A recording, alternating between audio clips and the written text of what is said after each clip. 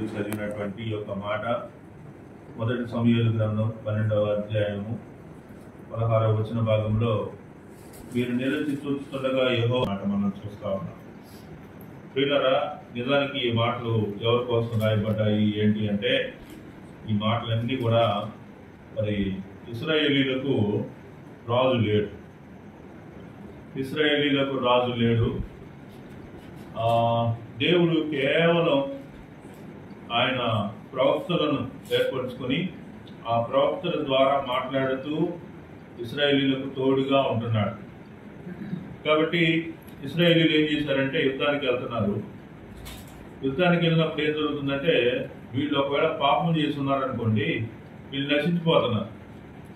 వీళ్ళు పాపం చేసి లేకుండా పవిత్రంగా ఉన్నారనుకోండి, వీళ్ళు మరి గెలుస్తున్నారు అన్నమాట, ఓడిపోకుండా గెలుస్తున్నారు. అయితే సమూయేలు ప్రవక్త యుద్ధానికి వెళ్ళేటప్పుడు నిజానికి ఏం జరగాలంటే, ప్రవక్త కూడా దగ్గర ఉండాలి. దేవుడు ఏమంటున్నాడు, దేవుడు యుద్ధానికి వెళ్ళమంటాడా వద్దా అని తెలుసుకోవాలి. కానీ అలా తెలుసుకోకుండా వాళ్ళు వెళ్ళినప్పుడు ఓడిపోతున్నారు. కాబట్టి అప్పుడు ఏమన్నారంటే, అయ్యా మరి అందరి దేశాలకు రాజులు ఎట్టయితే ఉన్నారో మాకు కూడా ఒక రాజును నియమించు అన్నారు. ఆ మాటలన్నీ మనం పక్కన ఉన్నటువంటి వచనాల్లో చూడగలుగుతాం. ఎక్కడంటే, ప్రతికూలముగా ఉండేను గనుక సమూయేలు యెహోవాకు ప్రార్థన చేశాను. మాకు రాజును నియమించు అని అడగటం అనేటువంటిది సమూయేలుకి ప్రతికూలంగా ఉంది, అనుకూలంగా లేదు. ప్రతికూలంగా ఉండటం వల్ల దేవునికి ప్రార్థన చేశాడు, యెహోవాకు ప్రార్థన చేశాడు. అందుకు యెహోవా సమూయేలుతో ఏం సెలవిచ్చాడంటే, జనులు నీతో చెప్పిన మాటలన్నిటి ప్రకారం జరిగిపు. వారు నిన్ను విసర్జించలేదు కానీ తమ్మును ఏలకుండా నన్నే విసర్జించి ఉన్నారు. అంటే అంతకు ముందు వరకు ఎవరు వెళ్తున్నారు ఇశ్రాయేలీయుల్ని? దేవుడే వెళ్తున్నాడు. దేవుడే తన యొక్క వాక్యాన్ని తన దాసులకు చెప్పి తన దాసుల ద్వారా మరి తన యొక్క దేశాన్ని ఆయన ఏలుతూ ఉన్నాడు. కాబట్టి ఇప్పుడు దేవుడు ఏమంటున్నాడు, వీళ్ళు నిన్ను విసర్జించలేదు, తమ్ముని ఏలకుండా నన్నే విసర్జించి ఉన్నారు. వారు నన్ను విసర్జించి ఇతర దేవతలను పూజించి నన్ను ఐగుప్తు నుండి వారిని రప్పించిన నాట నుండి నేటి వరకు తాము చేయించు వచ్చిన కార్యములన్నిటి ప్రకారము వారు నీ ఎడలను జరిగించుతున్నారు. వారు చెప్పిన మాట నేను అంగీకరించి ఉన్నాను అనేటువంటి మాటలు ఇక్కడ చెప్తా ఉన్నాడు. ఆ తర్వాత మనం 9:17 చూస్తే, 9:17 అక్కడ ఏమన్నాడంటే, సౌలు సమూయేలును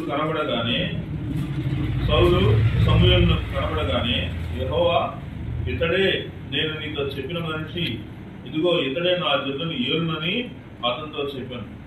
కాబట్టి ఆ గార్ధమంలో పోయి గార్ధముల కోసం మళ్ళీ వచ్చాడు. ఆ విధంగా సౌలు సమూయేలు దగ్గరికి వచ్చినప్పుడు సమూయేలుతో దేవుడు మాట్లాడుతున్నటువంటి మాట ఏంటంటే, ఇతడే ఇశ్రాయేలు ప్రజలను ఎలబోయేవాడు అనేటువంటి మాట. కావాలని చెప్పేసి అన్నప్పుడు సౌలు అవుతాడని చెప్పిన తర్వాత ఆ తర్వాత నుంచి ఇంకా నెక్స్ట్ ఈ వచనాలన్నీ చెప్తా వచ్చాడు అనమాట. రాజు అయితే ఏం చేస్తాడు, రాజు వస్తే ఏం చేస్తాడంటే 10వ భాగాన్ని తీసుకుంటాడు, మీ గొర్రెల్లో నుంచి భాగాన్ని తీసుకుంటాడు, మీ డబ్బుల్లో నుంచి మీరు వెళ్ళి వాళ్ళకి దాసులుగా రాజు దగ్గర దాసులుగా పనిచేయాల్సి ఉంటారు, ఇవన్నీ చేయాల్సి ఉంటారు అని చెప్పేసి చెప్తా వచ్చాడు. ఓకే, అవన్నీ మేము అంగీకరిస్తున్నాం అని చెప్పేసి వాళ్ళు కూడా అన్నారు. అన్నప్పుడు ఇంకా ఇక్కడికి వచ్చిన తర్వాత ఈ 12వ అధ్యాయం దగ్గరికి వచ్చేటప్పటికి, ఈ 12వ అధ్యాయంలో ఇంకా సమూయేలు తన గురించి చెప్తా ఉన్నాడు. నేను మీ దగ్గర ఉన్నప్పుడు మీ గొర్రెలు తీసుకున్నానా, మీ దగ్గర ఉన్నటువంటి ఏదైనా వస్తువును ఆశించానా అని చెప్తూ వచ్చి ఒక రాజును మమ్మల్ని ఏలవని మీరు నాతో చెప్పింది. కాబట్టి దేవుడే ఏమన్నాడు, మీ దేవుడని యెహోవా మీకు రాజు అయి ఉన్నాను. రాజు ఎవరు? ఇంత ముందు వరకు దేవుడే రాజుగా ఉన్నాడు ఇశ్రాయేలీయులకు. కానీ మీరు ఆయన్ని కాదన్నారు. మీరు ఎవరిని కాదన్నారు? దేవుణ్ణి కాదన్నారు. దేవుణ్ణి కాదని ఏం చెప్పారు మీరు? ఆయన కాదు, ఒక రాజు మమ్మల్ని ఏలవలనని మీరు నాతో చెప్పింది. కాబట్టి మీరు కోరి ఏర్పరచుకునే రాజు ఇతడే అని చెప్పేసి సౌలు గురించి చెప్తా ఉన్నాడు అన్నమాట. సౌలు గురించి చెప్తా ఉన్నాడు. ఆ తర్వాత నెక్స్ట్ మనం చూసినప్పుడు, కాబట్టి మీరు కోరి ఏర్పరచుకున్న రాజు ఇతడే, యెహోవా ఇతను మీ మీద రాజుగా నియమించి ఉన్నాడు. మీరు యెహోవా యందు భయభక్తులు కలిగి ఆయన మాట విని ఆయనను సేవించి ఆయన ఆజ్ఞను భంగము చేయక మీరును మిమ్మల్ని ఏలు రాజును మీ దేవుడిని యెహోవాను అనుసరించిన ఎడల మీకు క్షేమము కలుగును. ఏమన్నాడండి ఇక్కడ? ఏమన్నాడు? మీరు విని ఆయనను సేవించి ఆయన ఆజ్ఞను భంగము చేయక ఎవరెవరు? మీరును మిమ్మును ఏలు రాజును మీ దేవుడైన యెహోవాను అనుసరించినట్ల మీకు క్షేమము కలుగును. ఎవరెవరు అనుసరించాలి? ఇశ్రాయేలీయులు అనుసరించాలి. వాళ్ళ మీద రాజుగా ఎవరినైతే పెట్టారో వాళ్ళు అనుసరించాలి. అంటే ఇప్పుడు సౌలు అనుసరించాలి, తర్వాత ఇంకా ఎవరు అనుసరించాలి? ఇశ్రాయేల్ ప్రజలు అనుసరించాలన్నమాట. అయితే ఆ తర్వాత రోజుల్లో జరిగిన విషయాలు మనందరికీ తెలుసు. సౌలు దేవుని యొక్క ఆజ్ఞ అంటే సమూయేలు చెప్పేటువంటి మాట వినటానికి బదులు చెప్పినటువంటి విషయాలన్నీ చేస్తా వచ్చాడు. వీళ్ళందరినీ చంపేసేయమని చెప్తే వాళ్ళు కొంతమందిని చంపనీయాలి. ఆ విధంగా అంటే దేవుని యొక్క మాటను లక్ష్య పెట్టలేదు అనే విషయం మనకి ఇక్కడ కనిపిస్తాం. కాబట్టి దేవుడైన యెహోవాను అనుసరించిన ఎడల, కాబట్టి ఇక్కడ ఎవరెవరు అనుసరించాలి? రాజైనా దేశంలో ఉండే వాళ్ళు ఎవరైనా కానీ అనుసరిస్తే, దేవుని యొక్క మాటను అనుసరిస్తే వాళ్ళకి ఏం కలుగుతుంది? క్షేమం కలుగుతుంది. అర్థమైందమ్మా? బండి ఎంత అన్నానో లేదో ఒక బస్సు వచ్చి ఎక్కి కూర్చున్నా, ఇంకంతే చిన్నగా ఒంగోలు వచ్చేసింది. కాబట్టి ఇక్కడ ఏం జరిగిందంటే అపవాది యొక్క తంత్రాలు ఏం చేసినాయి? అడ్డుకుంటున్నాయి. దేన్ని అడ్డుకుంటున్నాయి? ప్రార్థన అనే విషయాన్ని అడ్డుకుంటున్నాయి. మనం ప్రార్థన చేయడానికి కదా వస్తున్నాము. ఏం చేశారమ్మా? భంగం చేశారు. ఇంక ఈ విషయంలో కారణాలు చూసేది ఏం లేదు. తలకాయ నొప్పి, కాళ్ళ నొప్పి, కీళ్ళ నొప్పి, నో, ఏమి లేదు. అయినా చూసేది ఏమి లేదు. దేవుని సన్నిధిలో ఉన్నావా లేదా అంతే. మనకు అంతకు మించి ఇంకో చాయిస్ ఏమి లేదు. అదే సాయంత్రం పూట ఏదో బిల్లు పేరెంట్ మీ మిత్రులకు విరోధముగా ఉండినట్లు నీకును విరోధముగా ఉన్నావు. కాబట్టి మనందరం ఒక మాట మీద ఉన్నాం కాబట్టి అది దేవుని యొక్క మాటగానే భావిస్తున్నాం అన్నమాట. తర్వాత నెక్స్ట్ ఇంకా ఏం చూద్దామంటే కిందకు వద్దాం. గోధుమ కాలం ఇదే కదా మీరు రాజును నిర్ణయింపమని అడిగినందుచేత యెహోవా దృష్టికి మీరు చేసిన కీడు గొప్పదని మీరు గ్రహించి తెలుసుకున్నటకై యెహోవా ఉరుముల వర్షమును పంపునట్లు నేను ఆయనను వేడుకొంచున్నాను. సమూయేలు యెహోవాను వేడుకున్నప్పుడు యెహోవా దినమున ఉరుముల వర్షమును పంపగా జనులందరూ యెహోవాకు సమూయేలునకు బహుగా భయపడి సమూయేలుతో ఇట్లండ్రి, రాజును నియమించమని మేము అడుగుట చేత మా పాపములన్నింటినీ మించిన కీడు మేము చేసితిమి. కాబట్టి మేము మరణం కాకుండా నీ దాసులమైన మా కొరకు నీ దేవుడైన యెహోవాను ప్రార్థించుము. కాబట్టి ఈ రాత్రి మనం చేసే ప్రార్థనలో ఇది కూడా ఒక భాగం అన్నమాట. ఏంటి? నీ దాసులమైన కీడు మేము చేసితిమి, కాబట్టి మేము మరణము కాకుండా నీ దాసులమైన మా కొరకు ఈ దేవుడైన యెహోవాను ప్రార్థించుము. వాళ్ళకైతే నిజంగా అక్కడ మరి ఉరుములతో కూడినటువంటి వర్షం వాళ్ళకు వచ్చింది. వాటి వల్ల వాళ్ళు నశించే పరిస్థితిలో ఉన్నప్పుడు వాళ్ళు వేడుకున్నారు, దేవుణ్ణి, సమూయేలుని వేడుకున్నారు. అప్పుడు సమూయేలు యెహోవాకు ప్రార్థన చేయమని అడుగుతా ఉన్నారు. అక్కడ సమూయేలు జనులతో ఇట్టాను, భయపడుకుడి, మీరు ఈ కేడు చేసిన మాట నిజమే. ఆయనను యెహోవాను విసర్జింపకుండా అనుసరించుచు పూర్ణ హృదయంతో ఆయనను సేవించుడి. ఇక్కడ ఏం కండిషన్ పెట్టాడు? మీ మీదకి నాశనం రాకుండా ఉండాలంటే, మీ మీద కీడు రాకుండా ఉండాలంటే, మీ మీదకి మరణం రాకుండా ఉండాలంటే ఏం చేయాలంట? ఏమన్నాడు? విసర్జింపకుండా ఆయనను అనుసరించుచు పూర్ణ హృదయంతో ఆయనను సేవించుడి. యెహోవాను విసర్జింపకుండా ఆయనను అనుసరించుచు. పైన కూడా మనం ఏం చూసాము? ఆయనను అనుసరించినట్లు మీకు క్షేమము. కింద ఏం చూస్తా ఉన్నాము?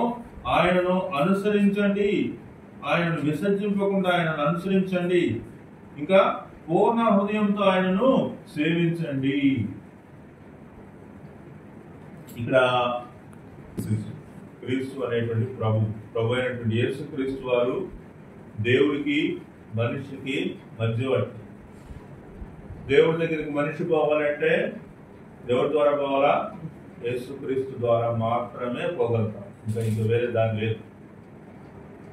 ఇప్పుడు నేనేం అడుగుతున్నానంటే మిమ్మల్ని, దేవునికి మనిషికి మధ్యలో మధ్యవర్తి యేసు ప్రభు అయితే, దేవునికి మనిషికి మధ్యవర్తి వాక్యం. ఎవరు? వాక్యం. వాక్యం దేవుడే ఉన్నాడు కదా. కాబట్టి మనిషికి దేవుడికి మనిషికి మధ్యవర్తి ఎవరంటే వాక్యం అన్నమాట. నాకు దేవుడికి మధ్యవర్తి ఎవరు? వాక్యం. అంతే, వాక్యం. ఎందుకని వాక్యం మధ్యవర్తి? ఎందుకంటే నాకు యేసు ప్రభు పరిచయం వాక్యం చదవడం ద్వారానే కదా. యేసు ప్రభు అనే మాట ఎక్కడ చదువుతాం మనం? మత్తయి సువార్త, మార్కు, లూకా, యోహానులో మనకు యేసు ప్రభు అనే మాట కనిపిస్తుంది. యేసు ప్రభు అనే యొక్క పరిచయం మనకు కనిపిస్తుంది. కాబట్టి యేసు ప్రభు అనేటువంటి వాక్యం మనం ఎక్కడ చదివామంటే వాక్యంలో, బైబిల్లో చదివాం. కాబట్టి ఇప్పుడు నేనేమంటున్నాను, దేవునికి మనిషికి మధ్యవర్తి ఎవరు? వాక్యం. వాక్యం అన్నమాట, వాక్యం. ఇప్పుడు మళ్ళీ ఆ మాట చింపకుండా వాక్యంను అనుసరించుతూ పూర్ణ హృదయంతో ఆయనను సేవించండి. దేవుణ్ణి సేవించాలంటే ఏం చేయకూడదమ్మా? వాక్యాన్ని విసర్జించకుండా వాక్యాన్ని ఏం చేయాలా? అనుసరించాలి. వాక్యమేనమ్మా మనకు ప్రధానమైనటువంటి మన యొక్క మధ్యవర్తి. మన మధ్యవర్తి ఎవరంటే వాక్యమే అన్నమాట. వాక్యమే, ఇంకెవరు కాదు, వాక్యమే. వాళ్ళు చెప్పారు కాబట్టి నేను ఈ పని చేశాను, వీళ్ళు చెప్పారు కాబట్టి ఈ పని చేశాను అంటే కుదరదు. వాక్యంలో ఉందా లేదా? అంతవరకే వాక్యమే మన కొలబంధం.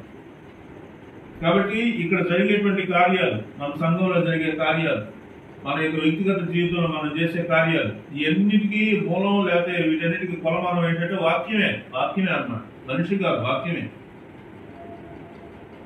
ఎందుకని వాక్యం అంటే మనుషులు మారిపోతారు, మనుషుల యొక్క ఆలోచనలు మారిపోతాయి. కానీ వాక్యము నిరంతరము నిలిచేటువంటిది.